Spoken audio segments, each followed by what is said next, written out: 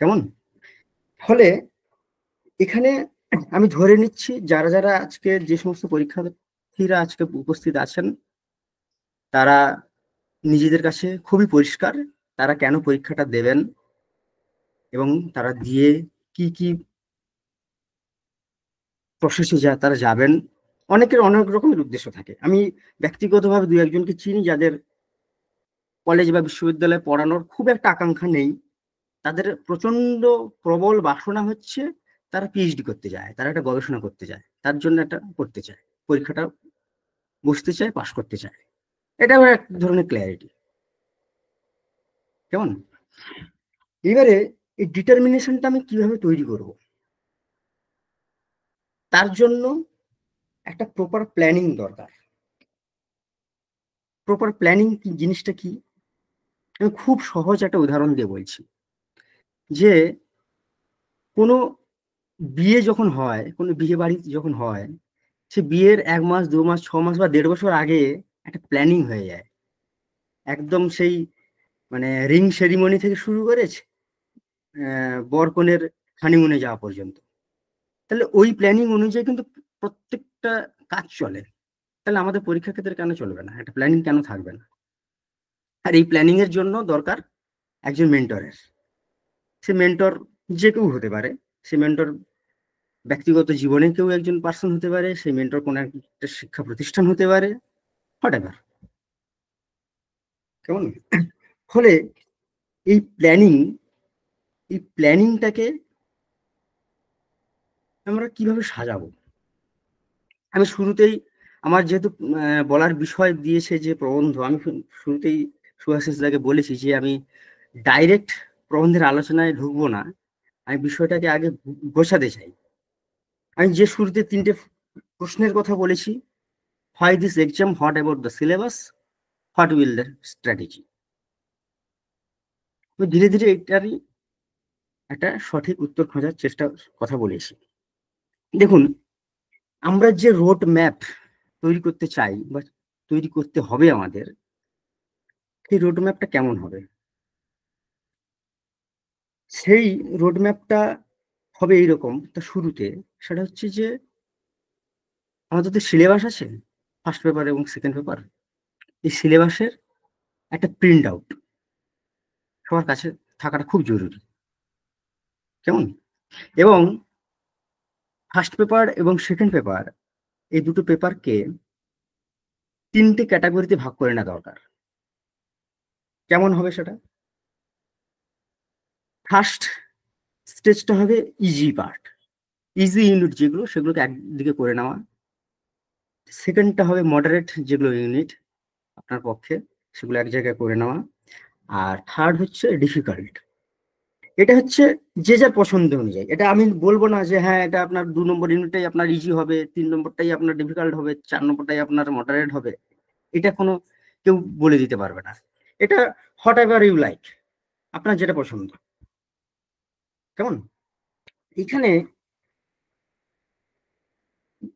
3টে জিনিস খুব গুরুত্বপূর্ণ। সেটা হচ্ছে, একটা হচ্ছে বিলিফ,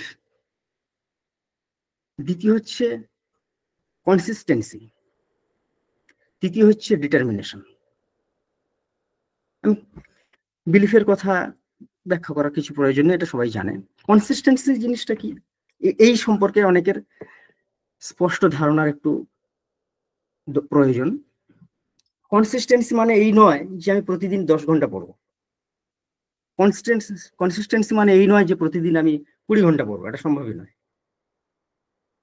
কনসিস্টেন্সি মানে এই হচ্ছে এটাই, যে আমি প্রত্যেকটা দিন, শুধুমাত্র নেট নয়, প্রত্যেকটা পরীক্ষা, প্রত্যেকটা লেখাপড়া সংক্রান্ত সমস্ত মুহূর্তে আমি প্রত্যেকটা দিন লেখাপড়ার সঙ্গে সংযুক্ত থাকবো।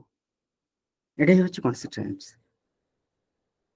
একটা বই আছে, এটা আমার চিন্তা ভাবনা নয়, আমি একটা বই পড়ে এটা জেনেছি। সেটা হচ্ছে, বইটার নাম হচ্ছে অ্যাটমিক হ্যাবিটস, জেমস ক্লিয়ারের লেখা। অ্যাটমিক হ্যাবিটস, 2022 সালে বইটা বেরিয়েছিল। জেমস ক্লিয়ার একজন আমেরিকান রাইটার, হ্যামিল্টনে তার জন্ম। অ্যাটমিক হ্যাবিটস বইটাতে জেমস ক্লিয়ার যে কনসিস্টেন্সি নিয়ে যে কথাটা বলেছেন, যে ফিলোসফিটা দাঁড় করিয়েছেন, সেটা হচ্ছে এটাই।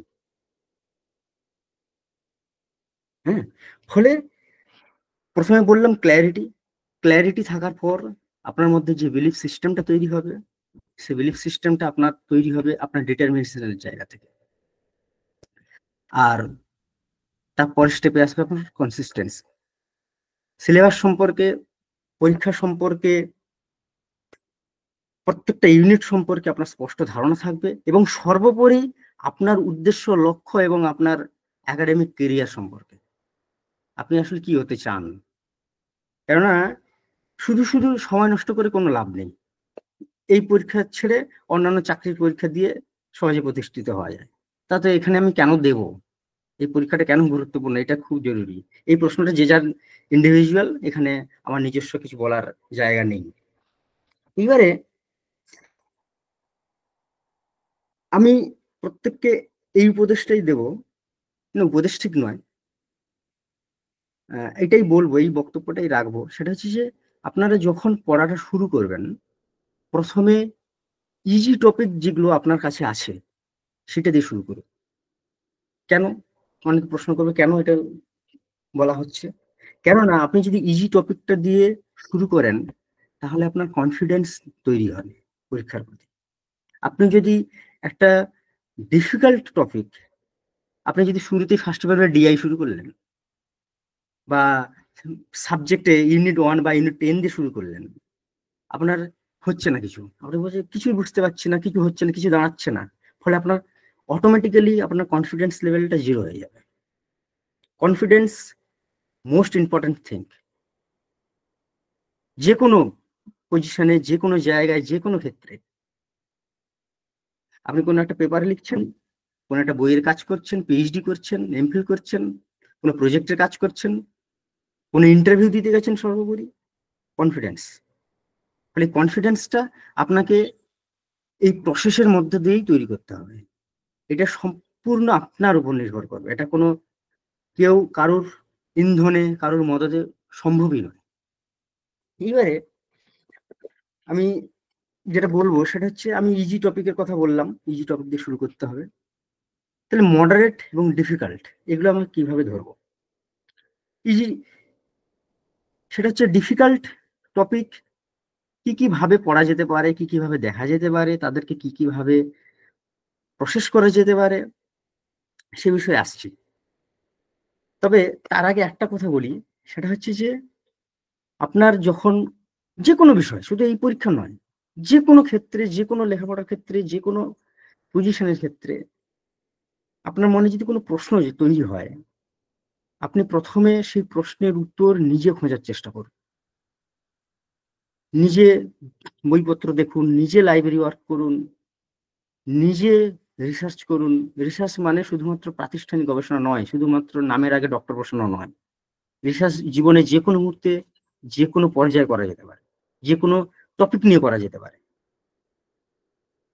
হুম, এই প্রসেসটার মধ্যে আপনি খোঁজার চেষ্টা করুন, আপনি যেটা জানতে চাইছেন, যে জিনিসটা আপনার কাছে শক্ত মনে হচ্ছে, তার উত্তরটা আপনি ঠিকঠাক ভাবে আবিষ্কার করতে পারছেন কিনা।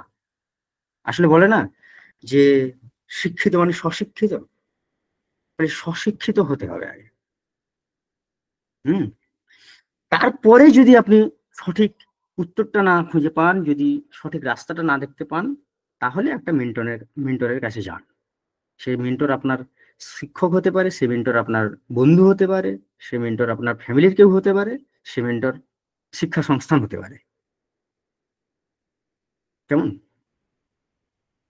এইবার আমি প্রথমে কনফিডেন্সের কথা বলেছি, কনফিডেন্স কিভাবে তৈরি হবে। কেননা দ্বিতীয়, ডিফিকাল্ট টপিকটা আমরা কিভাবে পড়বো, সেই জায়গা থেকে আমি আমার সাবজেক্ট যে ইউনিটটা আমাকে বলতে বলা হয়েছে, সেই জায়গাটায় আমি পৌঁছবো। কেননা অনেকে বলে, অনেকে শুধু কেন, আমি যখন পড়তাম তখনই আমার মনে হতো যে ভাষার ইউনিটটা, কিংবা অলংকার শাস্ত্রের ইউনিট, কিংবা প্রবন্ধের ইউনিট, এগুলো খুব কঠিন লাগে। হুম, সত্যি কঠিন লাগে। কেননা যখন আমরা অন্য উদ্দেশ্য নিয়ে, অন্য চিন্তা ভাবনা নিয়ে পড়ি, তখন শুধুমাত্র নেটের জন্য পড়তে গেলে তার প্রসেসটা আলাদা। হ্যাঁ, সেই প্রসেসটাকে কিভাবে আমরা তৈরি করব, আমি যে তিনটে উপায়ের কথা বলবো, সেই তিনটে উপায় আমি নিজে ব্যক্তিগতভাবে প্রয়োগ করেছি নিজের ক্ষেত্রে। আমি এমনটা দাবি করছি না ওই তিনটে উপায় সবার ক্ষেত্রে প্রযোজ্য হবে এবং সবাই করে তা উপকার পাবে এবং সবাই করতে সমর্থ হবে, এমনটা একদমই দাবি করছি না। আমি যা বলবো আমার নিজের ব্যক্তিগত অভিজ্ঞতা থেকেই বলবো, কেননা এর বেশি বলার ক্ষমতা আমার নেই। আশা করি পৃথিবীর কারোরই হয় না, ব্যক্তিগত অভিজ্ঞতা ছাড়া কেউ কিছু বলতেও পারে না। হ্যাঁ, একটা যে তিনটে উপায়ের কথা বলছি সেটা হচ্ছে, প্রথম, একটা স্ট্যাটিক নোটবুক তৈরি করা। স্ট্যাটিক নোটবুকটা কি? স্ট্যাটিক নোটবুক আমরা কাকে বলবো? স্ট্যাটিক নোটবুকটা হচ্ছে কোনো ফার্স্ট পেপার কিংবা সেকেন্ড পেপার পড়ার সময় আপনার মনে হচ্ছে এটা আমি ভুলে যাচ্ছি বা ভুলে যাওয়ার সম্ভাবনা প্রবল, সত্যি সত্যি দুদিন পর ভুলে গেছি, হ্যাঁ, সেই জিনিসটা ওখানে লিখে রাখুন। হুম, একদম মানে অ্যানালিসিস ওয়েতে লিখলে হবে না। হ্যাঁ, রবীন্দ্রনাথ গেছিলেন অমুক জায়গায়, সেখানে অমুক দেখেছিলেন, অমুক খেয়েছিলেন, অমুক ঘুরেছিলেন, অমুক বই পড়েছিলেন, এইভাবে নয়। আপনার ব্যাকগ্রাউন্ডটা আপনার মাথায় আছে, আপনি জানেন এই টেক্সটের প্রেক্ষিতটা কি। ফলে সেই প্রেক্ষিতটাকে শক্ত করার জন্য আপনার কিছু ডেটা দরকার, সেই ডেটাটা আপনার মনে থাকছে না, সেই ডেটাটাকে স্ট্যাটিক ওয়েতে সাজান, সেটাকে আমি বলছি স্ট্যাটিক নোটবুক। কেমন? আর সেলফ ডাউট সলিউশনের কথা প্রথমে বললাম। যখন কোনো সমস্যা হবে প্রথমে নিজেকে প্রশ্ন করুন, নিজে খোঁজার চেষ্টা করুন, নিজে একটা রাস্তা তৈরি করুন। যখন আপনি যে কোনো বিষয়ে এখন যখন ধারাবাহিকভাবে চর্চা করবেন না, সে বিষয়ে যেমনই হোক, নিজেই নিজের মতন করে একটা রাস্তা খুঁজে পাবেনই পাবেন। পৃথিবীর সবাই তাই পেয়েছে। হ্যাঁ, ফলে এটা কোনো কঠিন ব্যাপার না, এটা হচ্ছে একটা চর্চার বিষয়, একটা অনুশীলনের জায়গা। এটা ছাড়া কোনো কিছুই সম্ভব নয়। ফলে সেলফ ডাউট সলিউশন শুরুতেই বলেছি, স্ট্যাটিক নোটবুকের কথা বললাম। আর 3 নম্বর হচ্ছে একটা অডিও তৈরি করুন। অডিওটা কেমন? আপনি ধরো কোনো একটা টপিক পড়ছেন, সেই টপিকটা পড়ার পর আপনি ভুলে গেছেন, বা আপনার মনে হচ্ছে এটা তো খুবই কঠিন, আপনার ভুলে যাওয়ার সম্ভাবনা প্রবল রয়েছে, তখন ওইটাকে রেকর্ডিং করুন। রেকর্ডিং করার পর আপনি যে কোনো মুহূর্তে, যে কোনো ক্ষেত্রে, বাসে, ট্রামে, ট্রেনে, সাইকেলে, মাঠে হাঁটার সময়, যে কোনো জায়গায় খাওয়ার সময় সেটা শুনুন। আমি বলছি 10 দিন এটা প্র্যাকটিস করার পর সারা জীবনে সেটা ভুলবেন না। আমি যখন স্কুলে পড়তাম তখন আমি ইতিহাসে প্রবল ভয় পেতাম, কেননা ইতিহাসে যে মাস্টারমশাই আমাদেরকে পড়াতেন তিনি ক্লাসে এসেই ক্লাস বোর্ডে পরপর পরপর করে একটা সাল লিখে দিতেন। সাল লিখে দেওয়ার পর সেটাকেই ব্যাখ্যা করতে শুরু করতেন। সাল জীবনে মনে থাকতো না, মানে মানে কখনোই মনে রাখতে পারতাম না। কিন্তু এখন সেই ইতিহাসের সালই মানে জানি না কেমন ভাবে আত্মস্থ হয়ে গেছে, আমাকে মানে ভাবতেই হয় না, আপনা আপনি তৈরি হয়ে যায়। হ্যাঁ, ফলে এটাকে চর্চা করেছি দীর্ঘদিন ধরে। ফলে ফলে এটাই হচ্ছে একটা বেস্ট ওয়ে চর্চা। হুম, এইবার মুশকিলটা হচ্ছে নেট এমন একটা পরীক্ষা, সেটা একবারে পাওয়া যায় না, দুবারেও পাওয়া যায় না, তিনবারেও পাওয়া যায় না, এমনকি 10বারেও পাওয়া যেতে নাও পারে। হয়তো আমি একজনকে চিনি ব্যক্তিগতভাবে, সে 15বার নেট অ্যাটেম্প্ট করার পর জিআরএফ পেয়েছিল, নেট কোয়ালিফাই করেছিল। সে এখন এসিডিক সোসাইটিতে পোস্ট ডক করছে। হ্যাঁ, মানে সাংঘাতিক, কার কিভাবে ক্লিক করে যাবে কেউ জানে না। ফলে আপনি একবার ফেলিওর হলেন, দুবার ফেলিওর হলেন, 3বার হলেন, 5বার হলেন, 6বার হলেন। আমি নিজেও ফার্স্ট অ্যাটেম্পটে পাইনি, আমার বন্ধু বান্ধব এখানে অনেকেই আছে, তারা জানে। হুম, ফলে ঘাবড়ে যাওয়ার, ভয় পাওয়ার কিছু নেই। সবসময় মনে রাখবেন, এই ফেল এই ফেল হয়ে যাওয়াটা, এটা কিন্তু একটা প্রসেস, এটা সাকসেসের একটা প্রসেস। হ্যাঁ, আব্রাহাম লিঙ্কন জীবনে 35 বছর বয়স পর্যন্ত ফেলিওরই ছিলেন, তারপরে গিয়ে প্রেসিডেন্ট তৈরি হয়েছিলেন। হ্যাঁ, এবারে যে জিনিসটা এক্ষেত্রে প্রয়োজন সেটা হচ্ছে ফোকাস। হুম এখানে একটা হাইপার ফোকাস তৈরি করতে হবে। এই হাইপার ফোকাস আমি বলছি 2 দিনে হবে না, 2 মাস, 4 দিনেও হবে না, 10 দিনেও হবে না। এই হাইপার ফোকাসটা আপনার লেখাপড়ার প্রসেসের মাধ্যমেই তৈরি হবে। এটা আপনাকেই তৈরি করতে হবে। এটা কোনো কেউ হাতে কলমে শিখিয়ে দিতে পারবে না, কেউ তৈরি করে দিতে পারবে না। হুম এই হাইপার ফোকাস নিয়ে চমৎকার একটা বই আছে। হ্যাঁ, ক্রিস বেইলি বলে একজন ক্যানাডিয়ান রাইটার, তিনি 2018 সালে একটা বই লিখেছিলেন। বইটার নাম হচ্ছে hyper focus, how to work less and achieve more.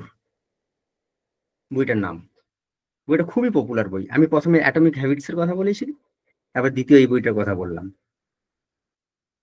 Hyper focus. পৃথিবী বিখ্যাত বই এবং পৃথিবীর অধিকাংশ ভাষায় বই দুটো অনুবাদ হয়েছে। হ্যাঁ, হাইপার ফোকাস বইটার মোদ্দা কথা হলো একটাই, সেটা হচ্ছে আপনি যখন কোনো বিষয়ের উপর ফোকাস তৈরি করবেন বা ফোকাস আপনি তৈরি হবে তখনই যখন আপনার প্রসেসের মাধ্যমে আপনি কোনো ডিস্ট্রাকশনকে জায়গা দেবেন না। কেমন? কোনো ডিস্ট্রাকশনকে জায়গা দেওয়াই যাবে না। যদি আপনার প্রসেসের মধ্যে যে কোনো ক্ষেত্রে কোনো ডিস্ট্রাকশন জায়গা পায়, আপনার ফোকাস কখনোই তৈরি হবে না। পড়ার ক্ষেত্রে মনে হচ্ছে আমাদের ফোন বা ল্যাপটপ ছাড়া আমরা পড়তে পারবো না, কেন অনলাইনে ক্লাস করতে হবে, অনলাইনে পিডিএফ দেখতে হবে, বিভিন্ন নোটস দেখতে হবে। তার মানে এই নয় 10 মিনিট নোট ওই পরীক্ষা, আমি শুধুমাত্র ওই যে টাইমটা আপনার পড়ার রুটিন, আপনার যে পড়াশোনা করার জন্য যে রোড ম্যাপটা রয়েছে, সেই রোড ম্যাপের মধ্যে আপনি ওই ফোনের মধ্যে অন্য কিছু করলেন, এটা কিন্তু হয়ে যায় ন্যাচারালি। এটা সবার ক্ষেত্রেই হয়। এটাই হচ্ছে ডিস্ট্রাকশন। এই কথাটাই হচ্ছে ক্রিস বেইলি তার বইতে বলেছে। হ্যাঁ, আপনার টিভি পছন্দ হচ্ছে না, বাদ দিন। আপনার ওটা পছন্দ, ডিস্ট্রাকশন থেকে মুক্তি পাওয়ার একটা বড় উপায় হচ্ছে রিমুভ করে দেওয়া। এটা আমার কথা নয়, এটা ওই ওই বইতেই বলা আছে। হ্যাঁ, এইবার এই ফোকাসটা, এই ডিটারমিনেশনটা, এই কনসিস্টেন্সি, এই বিলিফ, এই ক্ল্যারিটি, এই সমস্ত এক জায়গায় যখন ন্যাচারালি আপনার মধ্যে তৈরি হবে, কখন তৈরি হবে আমরা কেউ জানি না। হিউম্যান সাইকোলজি অনুযায়ী আমরা কখনোই বুঝতে পারবো আচ্ছা এই মুহূর্তে আমার ক্ল্যারিটিটা তৈরি হলো, আচ্ছা এই মুহূর্তেই আমার ডিটারমিনেশন তৈরি হলো, আচ্ছা এই মুহূর্তেই আমি হাইপার ফোকাসটা তৈরি করতে পারলাম। এটা কখনোই সম্ভব নয়। হ্যাঁ, এটা ধীরে ধীরে তৈরি হবে। তার জন্য আপনাকে একটা ওয়ে অফ থিঙ্কিং এর মাধ্যমে যেতে হবে। ফলে একটা ঘরানার মধ্যে থাকতে হবে, একটা প্রসেসের মধ্যে থাকতে হবে। সেই প্রসেসটা, এই জন্য বারবার বলে যে মেন্টর দরকার। হুম এই মেন্টর আপনাকে সেই পরিবেশটা তৈরি করে দেবে, সেই প্রসেসটা তৈরি করে দেবে, সেই চর্চার আবহাওয়াটা তৈরি করে দেবে। কেমন? এইবার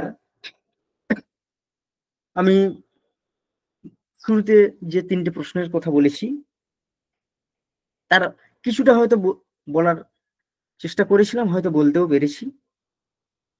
এবার আমি বিষয়ের মধ্যে ঢুকবো। সেটা কেমন? আমাদের সাবজেক্টে 10টা ইউনিট রয়েছে। কেমন? 10টা ইউনিট, এমন কেউ নেই যার 10টা ইউনিট খুব ভালোভাবে প্রিপারেশন রয়েছে, খুব ভালোভাবে পড়তে সে ভালোবাসে বা ভালোভাবে সে পছন্দ করেছে। এটা হয় না। কারোর কবিতা ভালো লেগেছে, কারোর উপন্যাস ভালো লেগেছে, কারোর ছোট গল্প ভালো লেগেছে, কারোর নাটক ভালো লেগেছে, কিন্তু কারোর মধ্যযুগের ইউনিটটা ভালো লাগেনি, কারোর ভাষা বিজ্ঞানের ইউনিটটা ভালো লাগেনি, কারোর ইউনিট 10 ভালো লাগেনি, কারোর ছন্দ অলঙ্কার ভালো লাগেনি, এবং কারোর রবীন্দ্র সাহিত্য ভালো লাগেনি। আমি একজনকে চিনি যার যে মানে নাটকের ইউনিটটাই পড়েনি, ভালো লাগেনি বলে। সে অবশ্য পাশও করে গেছে। ফলে আমি প্রথমে যারা পরীক্ষার্থী আছে তাদেরকে বলবো যে আমার যেটা অভিজ্ঞতা আমার পরীক্ষার সময়, সেটা হচ্ছে যে আমাদের সাবজেক্টে 2টো প্যাসেজ থাকে। 5টা 5টা 10টা প্রশ্ন, আর ফার্স্ট পেপারে একটা প্যাসেজ থাকে 5টা প্রশ্ন। এই 15টা প্রশ্ন উইদাউট প্রিপারেশনে পারা যায়। এটার জন্য কোনো প্রিপারেশন লাগে না, কোনো কারোর হেল্প লাগে না। একটা রাস্তা থেকে মানে ইনস্ট্যান্ট কাউকে ধরে নিয়ে যদি পরীক্ষা হলে বসিয়ে দেওয়া যায়, সে আর বাকি কোনো প্রশ্ন করতে পারুক না পারুক, এই প্যাসেজের প্রশ্নটা হয়তো সে পড়ে করার চেষ্টাটা করবে। হ্যাঁ, ফলে এই 15টা প্রশ্নের 15টা ঠিক করা খুবই ইম্পর্টেন্ট। এই 15টা প্রশ্নের একটা মিস করা যাবে না, কেমন? এইবার বিষয়টা হচ্ছে আমাকে প্রবন্ধ নিয়ে বলতে বলা হয়েছে, ফলে আমি অন্যান্য ইউনিট নিয়ে খুব একটা বলবো না, সেটা সময়ও নেই। শুধু এইটুকুই বলবো যে আপনাদের যে আমি 3টে ক্যাটাগরির কথা বলেছি, ইজি, মডারেট এবং ডিফিকাল্ট। হ্যাঁ, এই ইজি মডারেটের মধ্যে, ইজি টপিকের বা ইউনিটের মধ্যে আপনাকে মিনিমাম 4টে ইউনিটকে রাখতে হবে,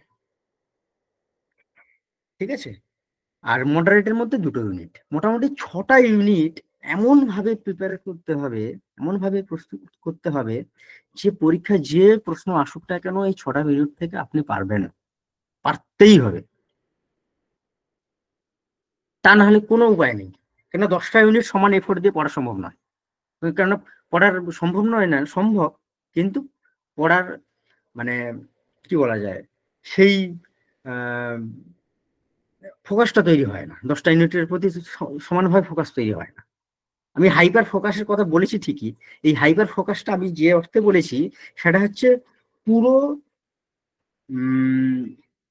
প্রসেসের ক্ষেত্রে, কোনো সেটা পুরো প্রসেসের জন্য হতে পারে, পুরো একটা পার্টিকুলার ইউনিটের জন্য হতে পারে, যা কিছু হতে পারে।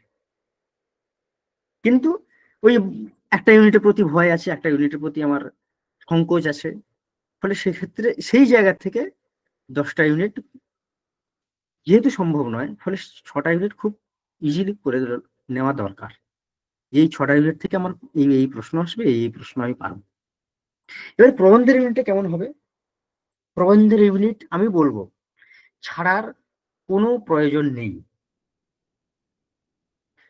বাংলা সাহিত্যের প্রথম আত্মজীবনী এই প্রবন্ধের ইউনিটে রয়েছে, 5টা পত্রিকা রয়েছে। হুম, 5টা পত্রিকা পড়ে ফেলাটা সম্ভব নয়, দেখাও সম্ভব নয়, কেননা তত্ত্ববোধিনীর দীর্ঘ সংখ্যা রয়েছে সাহিত্য পরিষদে রাখা। হ্যাঁ, এবং এবং বিশেষ করে 5টা পত্রিকার প্রত্যেকটাই হয়তো হাইডেলবার্গ ইউনিভার্সিটির সাইটে রয়েছে পিডিএফ, ওখান থেকে দেখা যেতে পারে, কিন্তু পরীক্ষার পারপাসে নেটের পারপাসে দেখাটা খুব চাপ।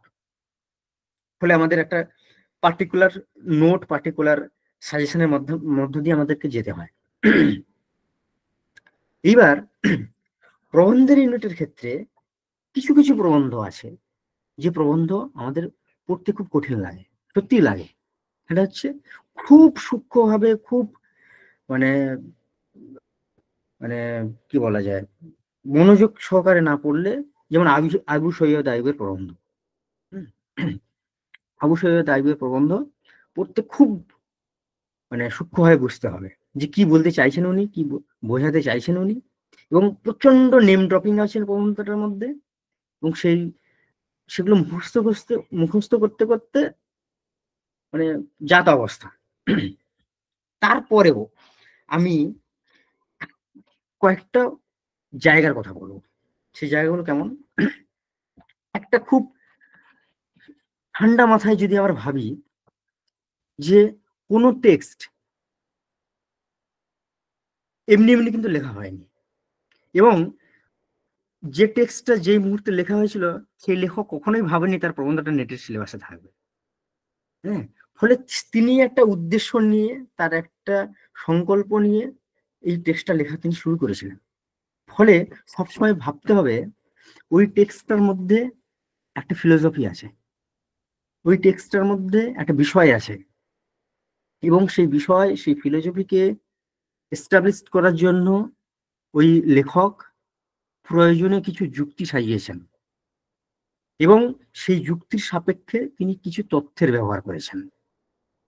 এটা হচ্ছে একটা পরিষ্কার ধারণার তৈরির কথা বলছি আমি, যে আমরা কিভাবে বুঝবো, কিভাবে দেখবো।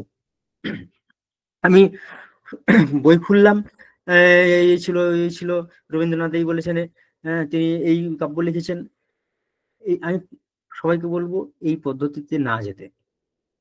আমাকে প্রথমে ভাবতে হবে যে এই টেক্সটটা লেখার পেছনে ওই লেখকের একটা নির্দিষ্ট চিন্তা ভাবনা ছিল, তার একটা নির্দিষ্ট উদ্দেশ্য ছিল। যেমন ধরুন রবীন্দ্রনাথের বাস্তব প্রবন্ধ, রবীন্দ্রনাথের তথ্য সত্য, আধুনিক কাব্য, এগুলো কিন্তু ওই সময়ের একটা জায়গা থেকে, একটা সময়ের দাবি থেকে প্রবন্ধগুলো কিন্তু লেখা। শরৎচন্দ্রের সাহিত্যের রুচি নীতি নিয়ে যে প্রবন্ধগুলো আছে, হ্যাঁ, হঠাৎ করে রবীন্দ্রনাথ কেন শরৎচন্দ্রের কথা বললেন? শরৎচন্দ্র 20 শতকের গোড়াতে সব থেকে বেস্ট সেলার রাইটার ছিলেন। শরৎচন্দ্রের বই যে হারে বিক্রি হতো, রবীন্দ্রনাথের বই সে হারে বিক্রি হতো না। শরৎচন্দ্র আধুনিকতা বলতে যে জিনিসটাকে বুঝেছিলেন, শরৎচন্দ্র জনরুচিকে যেভাবে প্রাধান্য দিয়েছিলেন, রবীন্দ্রনাথ সেখান থেকে কিছুটা সরে এসেছিলেন। এই যে তার যে ডিবেটগুলো, এই ডিবেটগুলো সেই সময় জায়গা পাচ্ছিল, কেননা সেই সময়ের পরিবেশটা, সেই সময়ের পরিস্থিতিটা ওই রকমই ছিল। তাই 2025-এ দাঁড়িয়ে শরৎচন্দ্রের ওইটা লেখা সম্ভব নয়, ওটা ওই 1910-এই সম্ভব ছিল। কেমন? ফলে আমাদের যেটা বুঝতে হবে প্রথমে, সেটা হচ্ছে যে একটা চিন্তা ভাবনা রয়েছে, সেই চিন্তা ভাবনাকে, সেই ফিলোসফিকে দাঁড় করানোর জন্য প্রাবন্ধিক তার প্রয়োজনীয় কিছু যুক্তি সাজিয়েছেন এবং সেই যুক্তির সাপেক্ষে কিছু তথ্য দিয়েছেন। এটা হচ্ছে 3টে পার্ট। অনেকে বলবেন যে এইটা বুঝে কি হয় পরীক্ষার জন্য, পরীক্ষাতে তো এইভাবে প্রশ্ন আসে না। বিষয়টা তা নয়। বিষয়টা হচ্ছে আত্মস্থ করবার, বিষয়টা হচ্ছে মুখস্থ করো। মুখস্থটা কেমন? মুখস্থটা, হ্যাঁ, আমি প্রশ্নগুলো শুনছি আমার আলোচনাটা শেষ করে, কেননা আমি এক্ষুনি যদি প্রশ্ন শুনতে যাই আমার আলোচনাটা মানে হয়ে আমার বলার ফোর্সটা হারিয়ে ফেলবো আমি। সেটা হচ্ছে তথ্যগুলো আমরা মুখস্থ করব, খুব প্রয়োজনীয়। এইবারে কিছু কিছু প্রশ্ন দেখবেন যেমন কোয়ান্টিটি থাকে, যেমন তেমন কোয়ালিটিও কিন্তু থাকে। এই নেটের আগের নেটে, এই নেটের প্রশ্নটা আমি এখনো দেখার সুযোগ পাইনি। এই নেটের আগের নেটে একটা পথের পাঁচালী থেকে একটা প্রশ্ন এসেছিল, যে একটা লাইন তুলে দিয়ে বলেছে যে এই বক্তব্যটা সর্বজয়া কোন বিষয়ের প্রেক্ষিতে বলেছে। এটা কিন্তু কোনো তথ্যের মুখস্থের মাধ্যমে এই প্রশ্নের উত্তর দেওয়া সম্ভব নয়। এটা কিন্তু এটা কোয়ালিটেটিভ কোয়েশ্চেন। এটা আপনাকে যদি ওই ফিলোসফি দিয়ে, ওই দর্শন লেখকের ওই মানে প্রসেসের মাধ্যমে ওই বিষয়কে মাথায় রেখে যদি না পড়েন, তাহলে এটা কিন্তু, এই প্রশ্নটা কিন্তু করতে পারাটা খুব ডিফিকাল্ট। আপনি দুর্গার বয়স কত, দুর্গা কত বছর বয়সে মারা গেছে, তার অপু কবে কলকাতায়, মানে তারা কবে নিশ্চিন্তপুর ছাড়ছে, এই তথ্যগুলো মুখস্থ কেবল রাখলে ওই প্রশ্নের উত্তর দেওয়া সম্ভব নয়। এইবার এক ধরনের প্রশ্ন থাকে, সেটা হচ্ছে যে 5টা বাক্য তোলা থেকে সেই 5টা বাক্যকে পরপর সাজাতে হয়। সেই 5টা বাক্য কখনোই, আপনার খেয়াল করে দেখবেন, সেই 5টা বাক্যের মধ্যে কোনো নির্দিষ্ট তথ্য কিন্তু কম থাকে। সেই 5টা বাক্য এইভাবেই বাছা হয়, যিনি প্রশ্ন করেন তিনি এইভাবেই বাছেন, আমার ধারণা। এটা হচ্ছে ওই 5টা বাক্যের মধ্যে লেখকের এক ধরনের সিদ্ধান্ত থাকে, বা লেখকের এক ধরনের ভিশন থাকে। সেই রকম কোয়ালিটি সম্পন্ন 5টা বাক্যকে কিন্তু বাছা হয়। তাহলে আপনি যদি ওই টেক্সটের জার্নিটা যদি আপনি মাথায় রাখতে পারেন, তাহলে হয়তো হয়তো হ্যাঁ, অনেক ক্ষেত্রে হয় না, তো তাই জন্য হয়তো কথাটা ব্যবহার করলাম, হয়তো ওই 5টা বাক্যকে পরপর সাজানো সম্ভব। আরেকটা প্রশ্ন, সেটা হচ্ছে বিবৃতি 1, বিবৃতি 2 থাকে, বা যুক্তি এবং কারণ থাকে। বলে যে এর সাপেক্ষে ওটা ঠিক, বা ওটার সাপেক্ষে এটা ঠিক, কিংবা প্রথম বিবৃতি ঠিক নাকি দ্বিতীয় বিবৃতি ঠিক, নাকি উভয় বিবৃতি ঠিক, এই ধরনের একটা প্রশ্ন থাকে। এই প্রশ্নটা করার জন্য কিন্তু আমি যে ফিলোসফি বোঝার বোঝার কথা বললাম, সেটা কিন্তু খুব ইম্পর্টেন্ট। কেমন, আমি একটা উদাহরণ দিই। আমি একটি টেক্সটের উদাহরণ দেবো, কেননা বারবার অনেক টেক্সটের উদাহরণ দিলে আমি আর শেষ করতে পারবো না আজকে। সেটা হচ্ছে খুব, আমি প্রথমে বলেছি যে সবসময় শুরু করতে হবে একটা ইজি টেক্সট দিয়ে, তাহলেই কনফিডেন্স তৈরি হবে।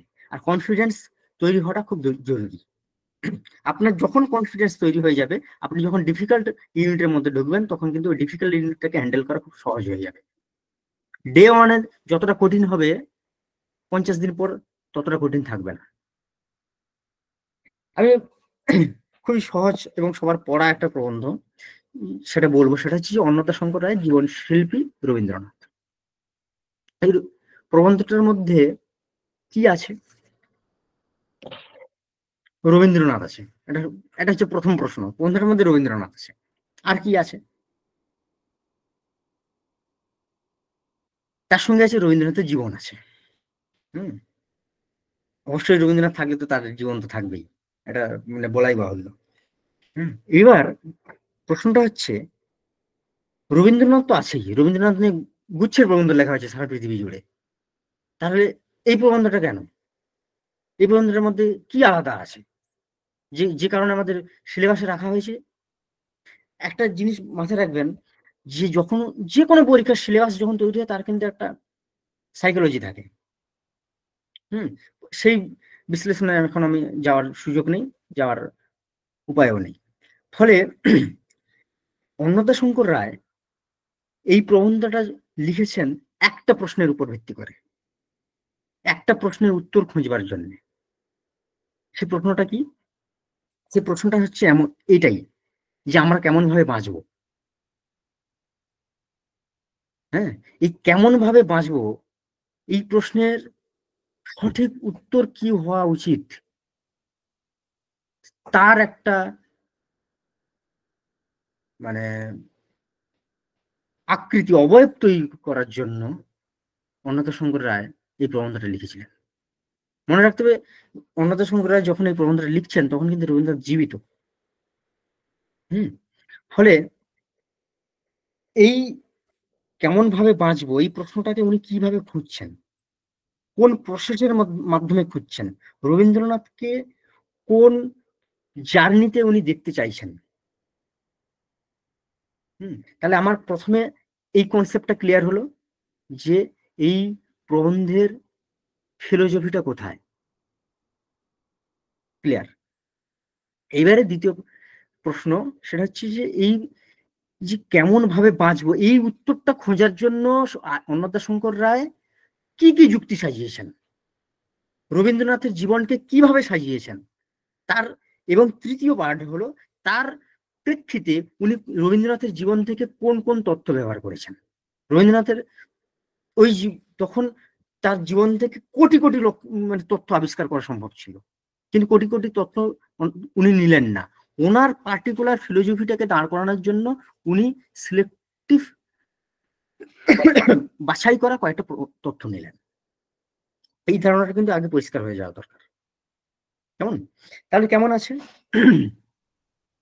সেটা হচ্ছে, উনি প্রথমে যেটা রাখলেন, সেটা হচ্ছে রামমোহনকে।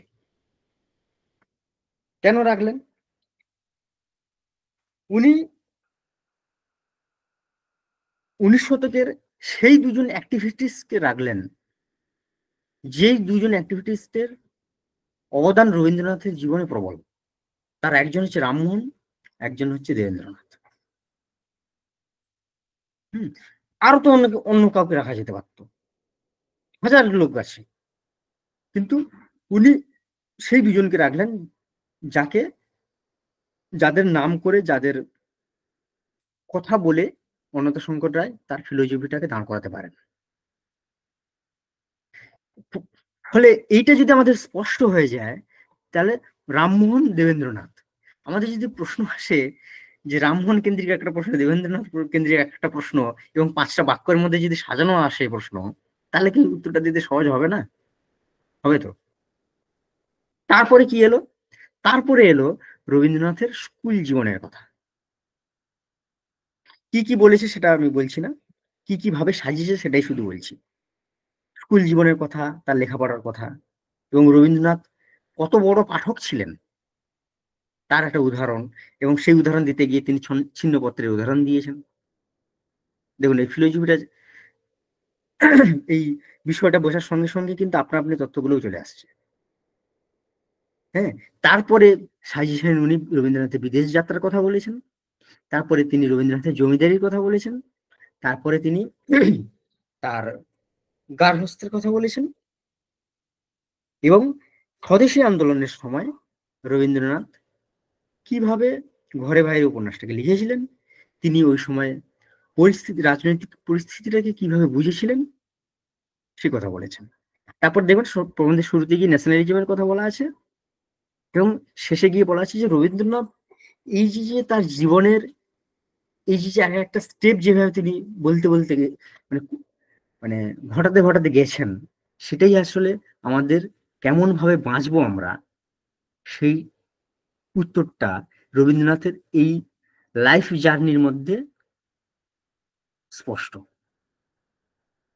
কেমন রবীন্দ্রনাথ ওখানে বলছেন পেট্রিয়াটিজমের কথা, হ্যাঁ, যে দেশে জন্মেছি বলে দেশ আমার নয়, হ্যাঁ, এই কথাটা বলা আছে। হ্যাঁ, এই যে পেট্রিয়াটিজমের কথা কেন বললেন উনি, কি প্রেক্ষিতে বললেন? এই প্রেক্ষিতটা হচ্ছে যখনই ঘরে বাইরে এবং স্বদেশী আন্দোলনের কথা আসবে, তার প্রেক্ষিতে অবনীন্দ্রনাথ এই তত্ত্বটা তৈরি করেছেন। এই বিষয়ে না অনেক কিছু বলা যেতে পারতো। আমি যেহেতু এখানে তো কোনো তত্ত্ব বা কোনো থিওরি বা কোনো মানে কি বলে কোনো উইজডমের কথা আমি বলতে পারবো না, মানে বলার সুযোগ নেই। হ্যাঁ, বলতে পারবো না কেন, অবশ্যই বলতে পারবো, কিন্তু বলার সুযোগ নেই। ফলে আমি খুবই সিম্পল ভাবে, খুবই সাধারণ ভাবে কয়েকটা প্রসেসের কথাই শুধু বলছি। সেটা হচ্ছে যে এরপরে এর মাঝখানে দেখবেন অন্নদাশঙ্কর রায় দুটো জিনিস সাজিয়েছেন। সেটা কি? সেটা যে রবীন্দ্রনাথের যে বিশ্বখ্যাতি, সেই বিশ্বখ্যাতিটাকে উনি সাজিয়েছেন।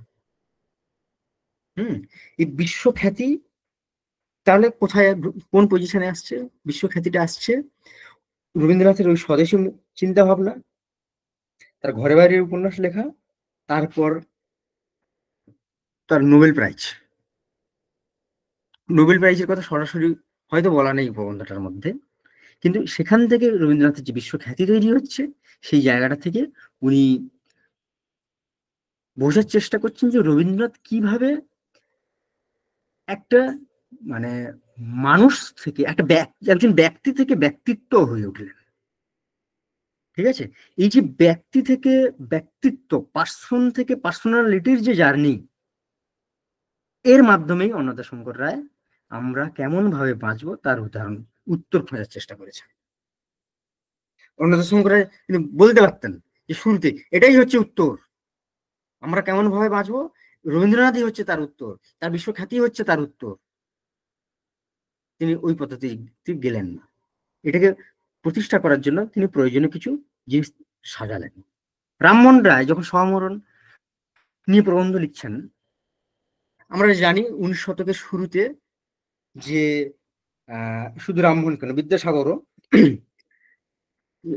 যে সোশ্যাল মুভমেন্ট নিয়ে কথা গুলো বলেছিলেন, সেখানে তাদের একটা প্রথম কাজ ছিল যারা ওই সময় রক্ষণশীল হিন্দু তাদের একটা উত্তর দেওয়া। এবং সেই জায়গা থেকে ওনারা হিন্দু শাস্ত্র থেকে কিছু উত্তর খোঁজে আনার চেষ্টা করলেন।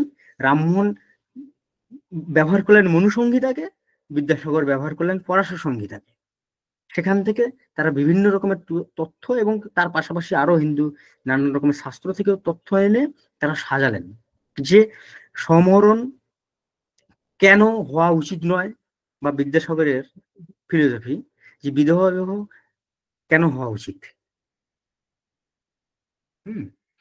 বিধবা, ফলে এই যে পরবর্তীকালে এটা নিয়ে নানান রকমের তর্ক বিতর্ক আছে, সেটাই আলাদা ইতিহাস, সেটা আমাদের এই পরীক্ষার জন্য ইম্পর্টেন্ট নয়। ফলে রামমোহন এই সমরণ নিবারণ করার জন্য যে যুক্তিগুলো সাজাচ্ছেন, সেই যুক্তির প্রেক্ষিতে উনি কোন কোন তথ্যগুলোকে পরপর সাজিয়েছেন, একটা এটা খুবই মানে কষ্টকর হবে, সেটা হচ্ছে যে ওই যে যে পুরাণ এবং শাস্ত্রের নামগুলো দেওয়া আছে না, একটা মানে আপনারা খুব মানে বোঝার চেষ্টা করেন, বা যে যিনি পড়াবেন তিনি হয়তো মানে বলবেন যে ওই পুরাণগুলো কিন্তু যখন রচনাকালগুলো যদি আমরা দেখি, ওগুলো না ঠিক পর পর লেখা। হ্যাঁ, আমরা আগে মানে মনুসংহিতা মুখস্থ করব, নাকি আগে ব্রহ্মবৈবর্ত পুরাণ মুখস্থ করব, নাকি আগে ব্রহ্মপুরাণ মুখস্থ করব, এটা আমরা গুলিয়ে ফেলি। অ্যাকচুয়ালি এই সিকোয়েন্সটা যদি আমরা জানি, তাহলে আমাদের মনে রাখতে সুবিধা হবে। হ্যাঁ, এবার বঙ্কিমচন্দ্র বঙ্কিমচন্দ্র যখন লিখছেন, বঙ্কিমচন্দ্রর মেন 19 শতকের 19th সেঞ্চুরির একজন মানে অ্যাক্টিভিস্ট হিসেবে বঙ্কিমচন্দ্র কি ভূমিকা পালন করেছিলেন, এই ফিলোসফি এই এই এই সংক্রান্ত যিনি পড়াবেন, তিনি যদি এই উত্তরটা যদি একটু অল্প বিস্তর ভাবে যদি দেওয়ার চেষ্টা করেন, তাহলে 19 শতকে একজন অ্যাক্টিভিস্ট হিসেবে বঙ্কিমচন্দ্রের কি ফিলোসফি ছিল, তিনি ওই সময় কিভাবে সমাজকে দেখতেন, উনি ওই সময় কিভাবে কল্যাণের কথা বলেছিলেন, উনি ওই সময় কিভাবে ন্যাশনালিজমের প্রতিষ্ঠা করেছিলেন, সেই ধারণাটা যদি স্পষ্ট থাকে না, আপনারা ভাববেন যে মানে বঙ্কিমচন্দ্রের মানে বঙ্গদর্শনের ভূমিকা যে প্রবন্ধটা আমাদের পড়তে হয়, সেটার সঙ্গে মিলে যাচ্ছে। আলাদা করে মুখস্থ কিংবা এ করার কোনো প্রয়োজন নেই। প্রশ্নটা হলো, আমি যেটা বলছি সে প্রশ্নটা হলো, আমি পুরো প্রসেস মানে আলোচনার মাধ্যমে যে প্রশ্নটার কথা বলতে চাইছি, সেটা হচ্ছে প্রোডাক্টিভিটি। প্রোডাক্টিভিটি এইভাবেই তৈরি করতে হবে। প্রোডাক্টিভিটি না তৈরি হলে যে কোনো ক্ষেত্রে মানে কি বলবো, মানে বিল্ড আপ করা খুব কষ্টকর। প্রোডাক্টিভিটি মোস্ট ইম্পর্টেন্ট থিং, আর এইভাবেই তৈরি হবে সেগুলো। আর ফলে মানে অন্নদাশঙ্কর রায়ের কথা বললাম, আমরা রামমোহন, বঙ্কিমচন্দ্র ইত্যাদি এদের কথা বললাম। হ্যাঁ, এবারে পত্রিকাগুলো সম্পর্কে আমি 2-4টা কথা বলে আমি শেষ করে দিচ্ছি। এটা হচ্ছে কি, আমরা প্রথমে একটা ধরুন তত্ত্ববোধিনী, একটা দীর্ঘ তার ইতিহাস আছে লেখার, মানে প্রকাশের, বিভিন্ন সময় বিভিন্ন সম্পাদক মানে বদল হয়েছে।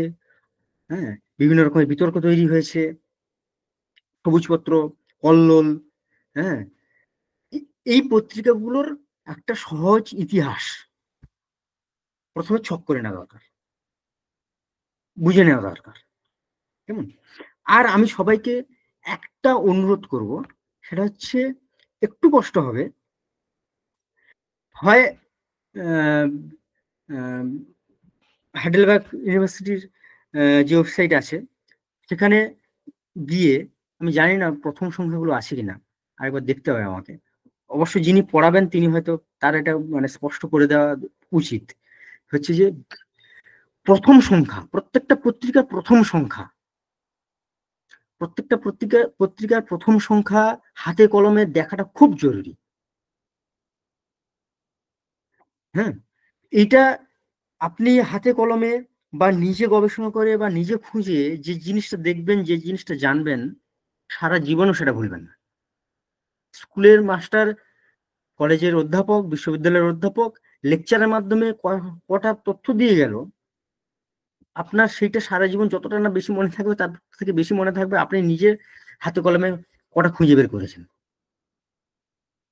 হুম, ফলে প্রত্যেকটা সংখ্যা হাতে কলমে দেখে নেওয়াটা খুব জরুরি। একটা প্রশ্ন এসেছিল একদম প্রথম যখন এই নতুন সিলেবাসে পরীক্ষা হয়, হয়তো 2019-এর ডিসেম্বরে বোধ হয়, যে প্রশ্নটা কি ছিল, কল্লোল পত্রিকায় কল্লোলের উদ্দেশ্য সম্পর্কে একটা কবিতা ছাপা হয়েছিল। হ্যাঁ, সে সেই কবিতাটার নাম কি, এই প্রশ্নটা করা হয়েছিল। এই প্রশ্নটা ওই প্রথম সংখ্যা না ঘাটলে দেওয়া সম্ভব নয়। বা বঙ্গদর্শনের উদ্দেশ্য কি ছিল, এটাকে জানার জন্য বঙ্গদর্শনে মানে বঙ্কিমচন্দ্রের যে বঙ্গদর্শনের ভূমিকা যেটা লিখেছেন সেটা আলাদা করে রয়েছে, সেটা না জানলে, সেটা না দেখলে দেওয়াটা সম্ভব নয়। ফলে আমি পুরো এই কিছুটা সময়ের মধ্যে এই পুরো চিন্তা ভাবনাটাকে এইভাবে আহ বোঝানোর চেষ্টা করলাম, যাতে ভুল হয়েছি। প্রথমে আমি আহ করে দিচ্ছি যে প্রথমে আমি বলেছি যে কনসিস্টেন্সির কথা, ডিটারমিনেশনের কথা, হাইপার ফোকাসের কথা, আর প্রোডাক্টিভিটির কথা। ঠিক আছে, আমি প্রথমে যে তিনটে প্রশ্ন তুলেছিলাম, আশা করি সেই তিনটে প্রশ্নের উত্তর আমার এই আলোচনার মাধ্যমে হয়তো আমি দেওয়ার চেষ্টা করেছি। এবং যে চারটে শব্দ আমি বললাম, এই চারটে শব্দ মনে রাখাটা, মানে শুধু মনে রাখলে হবে না, এই চারটে শব্দকে তৈরি করতে হবে। তৈরি করাটা খুব জরুরি। এবং নিজের কাছে নিজেকে পরিষ্কার হতে হবে, আমি কেন পরীক্ষাটা দেব, আমি পরীক্ষাটা পাশ করে কি করতে চাই, কতটা করতে চাই। আর স্পষ্ট কথা, সেটা হচ্ছে এখানে এই ফিল্ড মানে মাটি কামড়ে পড়ে থাকা। কেমন, এই ফিল্ড মানে সকালে গাছ লাগালাম আর বিকালে ফল হয়ে গেল, আর সন্ধ্যাবেলা সেই ফল খেয়ে ফেললাম, এমনটা নয়। এমনটা ভাবলে সম্পূর্ণ ভুল করা হবে, বোকামি করা হবে। এই ফিল্ড মানে মাটি কামড়ে পড়ে থাকা। কেমন, আমি এখানে শেষ করছি। সবাইকে ধন্যবাদ। আর কারো যদি কিছু প্রশ্ন থাকে।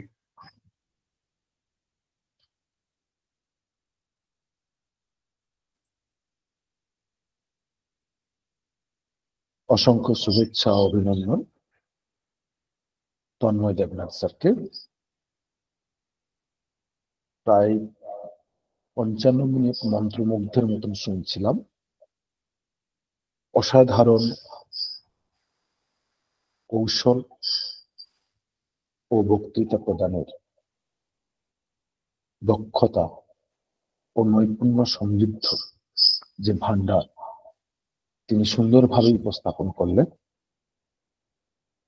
শিক্ষা সংস্থান পরিবারের পক্ষ থেকে তন্ময় দেবনাথ স্যারকে আবার শুভেচ্ছা ও ধন্যবাদ। যে সকল শিক্ষার্থী ভাই বোন, অগ্রজ কনিষ্ঠ আজকের এই সেমিনারে ছিলেন, আজকের এই টপিক তথা আলোচনা চক্র নিয়ে আপনাদের যদি কারো কোনো প্রশ্ন থাকে তাহলে অবশ্যই করতে পারেন।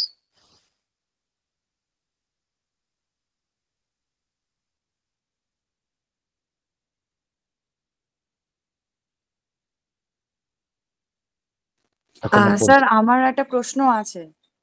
অবশ্যই বলছি আপনি তো প্রবন্ধের ব্যাপার নিয়ে বলেছেন, এবারে হচ্ছে প্রবন্ধের ওই পার্টের মধ্যেই মানে 7th ইউনিটে, আমাদের অ্যাকচুয়ালি 7th ইউনিট নিয়ে আপনি কথা বলেছেন। 7th ইউনিটে আরো দুটো প্রবন্ধ আছে, মানে প্রবন্ধ বলবো না, আত্মজীবনী একটা আছে, আমার জীবন, যেটি রাজসুন্দরী দাসী, আর আরেকটা আছে প্রাচ্য পাশ্চাত্য। তো ওগুলো থেকে অ্যাকচুয়ালি কিরকম করে পড়বো ওটা একটু যদি একটু বলে দেন তো। দেখুন, একটা হচ্ছে প্রাচ্য পাশ্চাত্যের কয়েকটা পরিচ্ছেদ ভাগ আছে, খুব সম্ভবত 17টা কিংবা 18টা পরিচ্ছেদ আছে। এই পরিচ্ছেদগুলো প্রথমে জেনে নেওয়া খুব দরকার। এই পরিচ্ছেদগুলো যদি আমি পরপর যদি আপনি সাজান, তাহলে বুঝতে পারবেন আসলে কি হয়। মানে আমি একটা বলি, একটা অন্য জায়গা থেকে বলছি, সেটা হচ্ছে যে বিবেকানন্দ যখন এই প্রবন্ধটা লিখছেন প্রাচ্য পাশ্চাত্য, তখন না বিবেকানন্দ বিদেশ ঘুরে আসছেন, মানে বিদেশ ফেরত। হ্যাঁ, এবং বিদেশের কালচার উনি দেখছেন, দেখার পর স্বদেশের কালচার সম্পর্কে উনি মানে খুব স্পষ্টভাবে জানেন। এই জায়গা থেকে উনি দুটো প্রাচ্য এবং পাশ্চাত্য দুটো কালচারাল পজিশনকে উনি তুলনামূলক একটা জায়গায় দাঁড় করাতে চাইছেন। এর উদ্দেশ্য একটা আলাদা রয়েছে। যেমন আমি একটা উদাহরণ দিই, সেটা হচ্ছে রাজনারায়ণ বসু একটা টেক্সট আছে, সেটা হচ্ছে সেকালো আর একাল। হ্যাঁ, আমাদের প্রশ্ন ছিল, একটা রিসার্চ কোশ্চেন, যে রাজনারায়ণ বসু 19 শতকের ওই সময় দাঁড়িয়ে হঠাৎ কেন সেকালকে মনে করার চেষ্টা করলেন? এই সেকাল তো আসলে একটা নির্মাণ। হ্যাঁ, আসলে এর মানে উত্তরটা হচ্ছে এটাই, যে এই কাল অর্থাৎ সমকালের যে অক্ষমতা, সমকালের যে আহ অস্পষ্টতা, সমকালের যে যা কিছু ন্যাশনালিজমের জন্য যা কিছু প্রয়োজন, সেই উপকরণগুলোকে ওনারা তাদের অতীত থেকে তুলে আনার চেষ্টা করছেন। আপনারা হয়তো পড়বেন যে এমএ কিংবা বিএর সিলেবাসে যে ন্যাশনালিজমের তৈরির একটা বড় ফান্ডা ছিল যে পুরনো মানে অতীত ঐতিহ্যকে নির্মাণ করা। হুম। ফলে এই অতীত ঐতিহ্য নির্মাণ করা, তার পাশাপাশি হচ্ছে প্রাচ্য পাশ্চাত্যের তুলনা। তা না হলে মানে সেলফ কনসাসনেস, জাতির মানে নিজস্ব সম্পর্কে ধারণা, নিজস্বতা সম্পর্কে ধারণা, এটা কখনো তৈরি হতো না। কেননা ওই সময় ন্যাশনাল ইকুইটির একটা ধারণা তৈরি হয়েছিল, জাতীয় একতার একটা ফিলোসফি দাঁড় করানো হয়েছিল। আমি আশা করব যে যিনি প্রবন্ধটা পড়াবেন তিনি হয়তো এই প্রেক্ষিতে বোঝানোর চেষ্টা করবেন। তারপরে দেখবেন ওই মানে প্রবন্ধের যে পরিচ্ছেদগুলো পরপর সাজানো আছে না, ওই পরিচ্ছেদগুলোই হচ্ছে আসলে বিবেকানন্দের যুক্তি। উনি আসলে ওই পরিচ্ছেদের পর পোশাকের পর খাওয়া দাওয়ার পর মানুষের দর্শন কিভাবে তৈরি হবে, এই পরপর ভাবে কিন্তু সাজিয়েছেন। হ্যাঁ, এই এই এই মানে কি বলা যায়, ওয়ে অফ প্রসেসটা এটা বুঝে নেওয়া দরকার। হুম, এটা বুঝতে পারলে তাহলে হয়তো মানে যুক্তিটা সাজাতে বা বুঝতে সুবিধা হবে। তারপর তো বারবার ওই প্রবন্ধটা বারবার পড়াটা খুব জরুরি। এবং ওই প্রবন্ধ থেকে তো আমি দেখলাম যে তালিকা বেশ প্রশ্ন আসছে, যে একদিকে হয় পরিচ্ছেদের নাম, একদিকে কয়েকটা বাক্য। হ্যাঁ, ফলে আমি যে কোয়ালিটির কথা বললাম, এই কোয়ালিটিটা যদি আত্মস্থ করা যায়, তাহলে যদি ক্লিয়ারিটিটা যদি সঠিকভাবে তৈরি হয়, আমার মনে হয় এটা করা সম্ভব। আর আত্মজীবনীর ক্ষেত্রে, আত্মজীবনী তো পড়াটা খুব সহজ। হ্যাঁ, এইবারে যদি ডাইরেক্ট বলে যে আংটি তার কত বছর বয়সে চুরি হয়ে গেছিল, হ্যাঁ, কিংবা সে এই কবিতার লাইনটা কত নম্বর পরিচ্ছেদে আছে, সেই প্রশ্নগুলো আলাদা। সেগুলো জন্য আমি যে তিনটে কথা বললাম, যে প্রোডাক্টিভিটির ওই হাইপার ফোকাসের যেটা বললাম, যে ক্রিস বেইলির যে উদাহরণটা দিলাম আমি, সেটা তো রয়েছে। কিন্তু যে মানে কোয়ালিটির কথাটা আমি বলবো, সেটা হচ্ছে যে জীবনীর ক্ষেত্রে দেখবেন, জীবনী তৈরি হয় তার ছোট থেকে বড় হওয়া পুরো জার্নিটা কিন্তু জীবনের মধ্যে আছে। এই জার্নিটাকে ধরতে হবে, তাহলে বুঝতে হবে আচ্ছা 20 বছর বয়সে এই ঘটেছিল, আচ্ছা 25 বছর বয়সে এই ঘটেছিল, আচ্ছা 30 বছর বয়সে এই ঘটেছিল। কেমন? আর ওই মানে আমার জীবনটা তো পরিচ্ছেদ অনুযায়ী লেখা, ফলে একটা ছক করে নেওয়া উচিত। সেটা হচ্ছে এই পরিচ্ছেদে এই ঘটনা আছে। একটা প্রশ্ন এসেও ছিল যে 5টা ঘটনা দেওয়া আছে, তার ক্রম সাজাতে দিয়েছিল। ফলে এই পরিচ্ছেদে এই ঘটনা, এই পরিচ্ছেদে এই ঘটনা, তাহলে এই পরিচ্ছেদ অনুযায়ী ঘটনাগুলি যদি সাজানো যায়, তাহলে দেখবেন রাসমণি দাসের পুরো জীবনটাই আমাদের চোখের সামনে ভেসে উঠছে।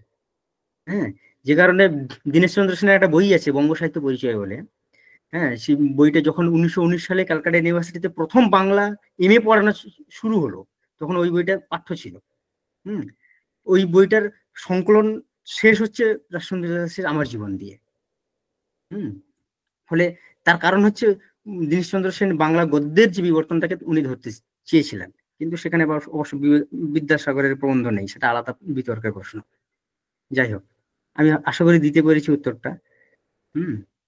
হ্যাঁ, ধন্যবাদ স্যার আপনাকে। আর কারোর কোনো প্রশ্ন থাকলে অবশ্যই করতে পারেন।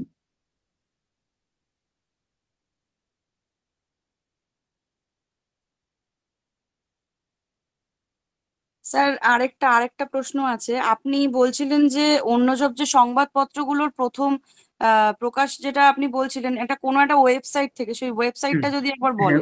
হ্যাঁ, ওয়েবসাইট হচ্ছে হাইডেলবার্গ ইউনিভার্সিটি। হাইডেলবার্গ।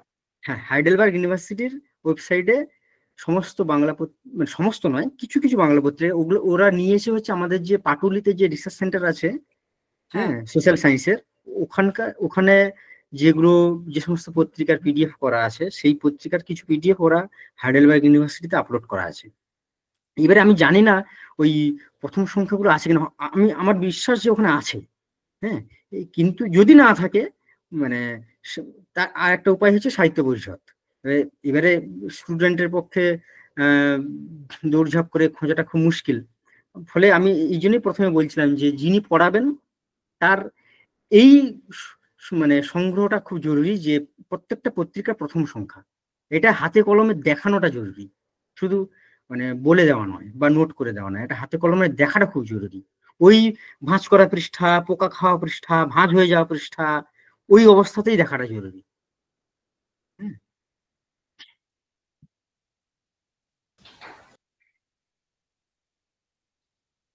আর কারোর কোনো প্রশ্ন?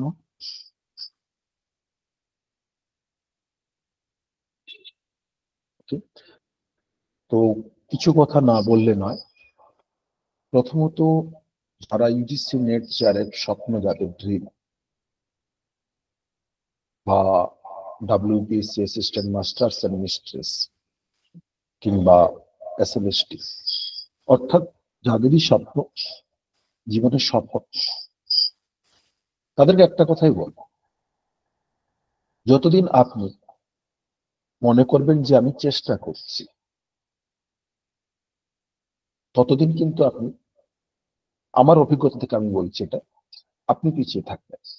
যেদিন আপনার মন্ত্র হবে ডু অর ডাই, করেঙ্গে ইয়ে মরেঙ্গে, যে সামনের 2025 জুন সেশন, কি সামনের অমুক দিন অ্যাসিস্ট্যান্ট মাস্টার্স মিস্ট্রেস, কি সামনের 2025 ডিসেম্বরের সেট, এই টার্গেট লোক যতদিন না আপনি করবেন, দেন তারপর আপনি রেগুলার ট্রাই করবেন, তাহলে দেখবেন আপনার সফলতা আসবে। আর সফলতার মূলত তন্ময় স্যারের কথা ধরেই বলি, 3টে মন্ত্র আমরা বলি, এবং এটাই দেখা গেছে সফলতার অন্যতম চিত্র: regularity, strategy and practice. John Dewey একটি কথা বলেন যে প্র্যাকটিস মোর দেন প্র্যাকটিস। সফলতার একটাই মাত্র এ। আমরা যে কোনো বিষয়, যে কোনো টপিক দেখবেন, কিছুক্ষণ পড়লাম, ইরিটেটেড হচ্ছে, মানে বিরক্তি লাগছে, পড়ছি না, রেখে দিলাম, আবার কিছুক্ষণ বিরক্তি, আর এরপরে দুদিন পর আর পড়ি না ওই টপিকটাকে। রুশো একটি কথা বলেছেন, নিশ্চয়ই জানেন, যে টিচার বা গাইড, যেটাকে পরবর্তীকালে ফ্রয়েবেলও অলরেডি তার কিন্ডারগার্টেন মেথডে দিচ্ছেন, যে অ্যাকচুয়ালি বাগানের মালির মতো। বাগানে একটি মালি একটি ছোট্ট চারা গাছকে খুব যত্ন সহকারে আস্তে আস্তে বড় করে। ঠিক একইভাবে একজন গাইড বা স্ট্র্যাটেজি মেকার প্রত্যেকটি সফলতার সিঁড়ি কিভাবে এগোতে হয়, একটি সিঁড়িতে কতক্ষণ থাকা যায়, তারপরে আমরা বিরক্ত আসবেই, তারপরে আমাদের ধৈর্য বাদ ভাগবেই, সেই ধৈর্য কিভাবে ধরবো, আরো পরের সিঁড়িতে কিভাবে যাব, তা কিন্তু স্ট্র্যাটেজি মেকারের কাজ। তাই সফলতার এই 3টে মন্ত্রের সাথে আরেকটি বলি, যে একজন গাইড, যে গাইড আপনাকে রাস্তা দেখাবে। এই 4টে মন্ত্র যদি আপনি রেগুলার ফলো করেন, এবং একটাই কথা বললাম, ডু অর ডাই, চেষ্টা চলতে থাকলে সারা জীবন চলতে থাকবে। কারণ পুরাণ চরিত্র আমাদের বলে, পৌরাণিক কাহিনীতে আমরা শুনি, রাবণ নাকি বলেছিলেন যে আমি স্বর্গে যাওয়ার সিঁড়ি বানাতাম। কবে? কাল। কাল নয়, কবে? মহাকাল। এই করতে করতে চলে গেছে, কোনোদিন হয়। তাই যেটা আপনি ভাবছেন তা অবশ্যই কাল নয়, আজ থেকে করুন। বাংলার বাঘ স্যার আশুতোষ মুখোপাধ্যায়ের বিখ্যাত উক্তি নিশ্চয়ই সবার জানা আছে, যেটা হিন্দিতে আমরা এখন বলি, যা কাল করে সো আজ করো, আজ করে সো আভি করো। তাই ডু অর ডাই যদি টার্গেট থাকে এনিহাউ, মহাভারতের অর্জুনের সেই লক্ষ্যভেদটা নিশ্চয়ই জানেন। দ্রোণাচার্য যখন তার সকল শিষ্যকে পরীক্ষা নিচ্ছেন, প্রত্যেকে বলছেন কি দেখতে পাচ্ছেন? কেউ বলছেন আমি আম গাছ দেখতে পাচ্ছি, কেউ বলছেন পাখি দেখতে পাচ্ছি, কেউ বলছেন আম গাছের যে ব্যাক সাইডে পেছনে সুন্দর প্রকৃতি দেখতে পাচ্ছি, কিন্তু অর্জুন বলেছিলেন আমি শুধু পাখির চোখ দেখতে পাচ্ছি। অর্থাৎ এটাই কিন্তু লক্ষ্যভেদ। তাই স্বপ্ন যখন আপনি দেখছেন, তাহলে স্বপ্নের পেছনে আপনি নিজেকে স্বপ্নের কারিগর এক বুনিয়াদি হওয়ার লক্ষ্যে ধৈর্য এগিয়েছে সফলতা আসতে পারে। তন্ময়সারী কথাগুলো বলছিলেন, সাথে আমি কথাগুলো বললাম, লব সামলাতে পারছিলাম না। তাই কারণ আমাদের স্ট্র্যাটেজি মেকার বা মোটিভেশন মেকার যারা আমরা স্পিচ করি, আমাদের কাজটা অটোমেটিক্যালি না বললেও চলে আসে মুখ থেকে। আমাদের প্রত্যেকটা মনে হয় বাণী নিশ্চিত মনে হয় মোটিভেশনের জন্য। যাই হোক, তন্ময় স্যার আজকে খুব সুন্দর অসাধারণ একটি তত্ত্ব এবং থিওরি উপস্থাপন করেছেন এবং কৌশল। প্রথম কথা, তিনি প্রথম 20 মিনিট ফুল স্ট্র্যাটেজি, এন্ড তারপরের যে 30 মিনিট সেটাও কিন্তু ফুল স্ট্র্যাটেজি। এবং এটাই আমি বলছিলাম যে সফলতার মন্ত্রে অন্যতম কিন্তু স্ট্র্যাটেজি। উইথাউট স্ট্র্যাটেজি আমরা যদি 18 ঘন্টা রেগুলার পড়ি এবং 6 বছরও পড়ি, 10 বার কেন, 15 বার কেন, 25 বার নেট দিলেও ক্লিয়ার করবেন না।